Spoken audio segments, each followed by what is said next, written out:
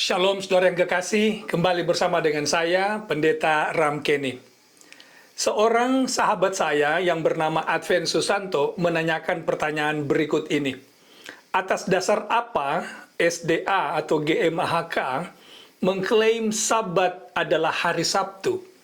Sedangkan pada waktu Allah menciptakan langit dan bumi, pada waktu Allah memberikan 10 perintahnya kepada Musa, pada waktu Tuhan Yesus hidup di dunia, hingga kebangkitannya, belum ada nama-nama hari seperti Senin, Selasa, Rabu, Kamis, Jumat, Sabtu, Minggu. Ini pertanyaan yang sangat baik dan saya menghargai pertanyaan ini. Oleh sebab itu, saya ingin memberikan informasi kepada sahabat saya ini, semoga bisa bermanfaat. Tapi sebelumnya saya ingin berdoa terlebih dahulu. Mari kita berdoa. Tuhan di surga, Alkitab-Mu adalah kebenaran. Dan kebenaran ini tidak dapat dipalsukan oleh setan. Hamba-Mu berdoa kiranya apa yang akan disampaikan dalam video ini tidak akan bertentangan dengan firman-Mu. Dan tuntunan-Mu melalui kuasa Roh Kudus kiranya menjadi bagian kami semua ketika kami mempelajari akan firman Tuhan ini, karena kami minta ini dalam nama Yesus. Amin. Nah, saudara yang kekasih, memang nama-nama hari dalam minggu yang kita gunakan hari ini, jadi Minggu, Senin, Selasa, Rabu, Kamis, Jumat, Sabtu, sampai kepada Minggu, adalah nama yang nanti digunakan jauh sesudah zaman Alkitab. Tidak ada memang dalam Alkitab kata Minggu sampai Minggu itu ditemukan. Nah, kalau begitu bagaimana kita bisa tahu urutan hari dalam minggu menurut Alkitab dan tanpa menggunakan kalender? Hal yang pertama yang perlu saudara ingat adalah kalender bukan mengatur susunan hari dalam minggu. Kalender hanyalah membuat penyesuaian berapa jumlah hari dalam satu bulan. Jadi meski kalender itu diganti-ganti, kalender itu hanyalah membuat penyesuaian berapa jumlah hari dalam minggu. Sedangkan urutan hari dalam minggu itu tetap sama dan tidak pernah mengalami perubahan. Tanpa menggunakan kalender, kita bisa mengenal nama-nama hari dan urutan-urutan hari dalam minggu hanya dengan menggunakan Alkitab. Saya mengajak saudara untuk melihat Kejadian pasal 1 yang akan menolong kita untuk mengerti akan hal ini. Nah, di buku Kejadian pasal 1 kita temukan cerita tentang penciptaan di mana Allah menciptakan bumi kita ini dalam 6 hari. Kemudian ia berhenti pada hari yang ke-7, itu dicatat di Kejadian 1 dan Kejadian 2. Kalau begitu, dari sinilah kita bisa dapatkan bahwa perhitungan waktu 1 minggu 7 hari datang dari kisah penciptaan. Berbeda dengan perhitungan waktu 1 tahun, itu terjadi fenomena alam yang membuat 1 tahun itu dihitung sama dengan 365 hari atau 1 bulan dirata-ratakan 30 hari karena ada sesuatu yang terjadi di alam. Tetapi 1 minggu 7 hari tidak ada hubungannya dengan fenomena alam, tapi langsung datang dari kisah penciptaan. Dan Alkitab sangat jelas menyatakan ini, kita akan lihat dalam video ini. Nah, hari pertama Allah menciptakan terang, dan itu dicatat di Kejadian pasal 1. Kata hari pertama, mungkin saya buka dulu Alkitab saudara, Alkitab saya, itu ditemukan pada ayatnya yang ke-5. Jadi setelah Allah menciptakan terang, itulah hari yang pertama. Dan hari yang pertama ini dalam bahasa asli perjanjian lama, bahasa Ibrani, Yom Ehad. Itu sebabnya dalam bahasa Jawa juga kita temukan ini hari Ahad. Ahad artinya pertama atau Ehad dalam bahasa Ibrani. Yom Ehad, hari pertama. Kemudian hari yang kedua kita temukan pada ayatnya yang ke-6. Maksud saya ayatnya yang ke-8, hari yang kedua, yaitu Yom Seni, yang kemudian sangat mudah diterjemahkan ke bahasa Indonesia hari Senin. Itu hari yang kedua, Yom Seni dalam bahasa Ibrania. Hari yang kedua, Allah menciptakan cakrawala yang memisahkan air di atas dan air di bawah bumi. Yang basah dinamakan air atau laut, yang kering dinamakan darat. Itu hari yang kedua. Kemudian hari yang ketiga, kita temukan itu pada ayatnya yang ke-12, ayat 13.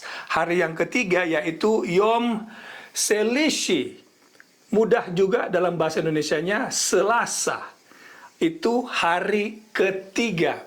Hari apa yang Allah buat hari yang ketiga? Allah menciptakan tunas-tunas yang kemudian menjadi pohon-pohon yang berbuah, yang berbiji, yang akan menjadi makanan manusia. Hari yang ketiga. Bagaimana dengan hari yang keempat? Hari yang keempat itu dicatat di ayatnya yang ke-19. Jadilah petang, jadilah pagi, itulah hari yang keempat. Apa yang Allah ciptakan hari yang keempat? Allah menciptakan benda-benda penerang. Hari keempat dalam bahasa Ibraninya adalah Yom Rebi'ih. Mudah juga dalam bahasa Indonesianya hari Rabu. Rebi'ih, Rabu. Itu ya. Mungkin dalam bahasa Jawa apa ya? Rebo ya, hari Rebo. I don't know, saya mungkin salah juga ya sebenarnya. Tapi itulah ya hari keempat, yaitu Yom Rebi'ih. Hari yang keempat. Hari yang kelima, Allah menciptakan burung-burung yang menempati udara dan ikan-ikan yang menempati air. Hari kelima ini dalam bahasa Ibraninya adalah Yom Hasishi. Okay? Hari yang kelima. Bagaimana dengan hari yang keenam? Hari yang keenam Allah menciptakan dua hal penting, yaitu binatang-binatang besar yang ada di darat, dan puncaknya Allah menciptakan Adam, manusia pertama, kemudian juga tentu Hawa sebagai pendamping dari Adam. Hari yang keenam kita temukan itu pada ayatnya yang ke-31. Hari yang keenam, ayat yang terakhir dalam Kejadian pasal 1. Bahasa Ibrani dari hari yang keenam ini adalah Yom Hasisi, hari keenam. Jadi saudara lihat, Alkitab itu sangat jelas mengurut semua urutan-urutan hari di dalam pekan. Dari mana kita dapatkan ini pekan? Yaitu pekan penciptaan. Nah, sekarang mari kita pergi ke Kejadian pasal 2, di mana kita akan temukan 3 kali kata ini diulangi, yaitu hari yang ke-7 atau hari ke-7, di mana Allah melakukan hal-hal yang tidak dia lakukan pada 6 hari yang sebelumnya. Allah berhenti, Allah memberkati hari ini, Allah tidak berkati hari-hari yang sebelumnya, kemudian Allah tidak berhenti di hari-hari sebelumnya. Allah itu bekerja, tapi di hari ke-7 ia berhenti, ia memberkati, dan ia menguduskan. Jadi hal ini tidak dilakukan di 6 hari yang sebelumnya. Allah tidak menguduskan hari yang pertama, tidak kuduskan hari yang kedua, ketiga, keempat, kelima, keenam, tapi Allah menguduskan hari yang ke-7. Hal yang menarik di hari yang ke-7 ini adalah, saudara, kalau saudara ingat, setiap kali Allah mencipta hari pertama, kedua, dan seterusnya, ada satu ungkapan yang sering diulang-ulang, yaitu ungkapan ketika Allah mencipta, Allah melihat semuanya itu baik. Jadi hari yang pertama sampai kelima itu baik. Kemudian hari ke-6 ketika Allah menciptakan manusia, Allah tambah sesuatu yang spesial, yaitu sungguh amat baik. Dan hari yang ke-7 Allah kuduskan.